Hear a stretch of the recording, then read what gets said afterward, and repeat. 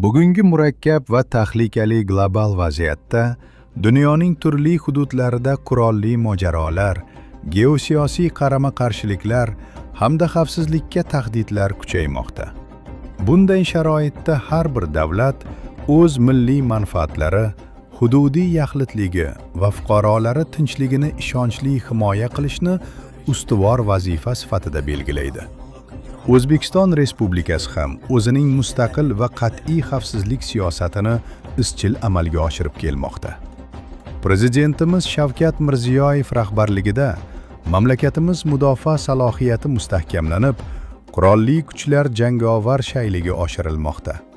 Zamonaviy tahdidlarga qarshi samarali tizimlar joriy etilmoqda. Yurtimizda tinchlik va osoyishtalikni saqlash, har qanday ichki va tashqi tahdidlarning oldini olish borasida barcha zarur choralar ko'rilgan va ko'rilmoqda. O'zbekiston tajovuzkor siyosat yuritmaydi. Biroq davlatimiz suvereniteti va hududiy yaxlitligiga qaratilgan har qanday urinishga nisbatan qat'iy va murosasiz choralar ko'rilishi shubhasizdir.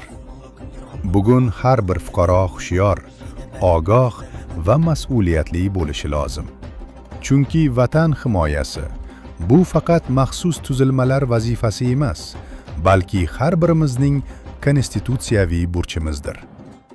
Bugun yurtimiz tinchligi mustahkam, xavfsizlik tizimi tayyor, vatan himoyasi ishonchli qo'llarda.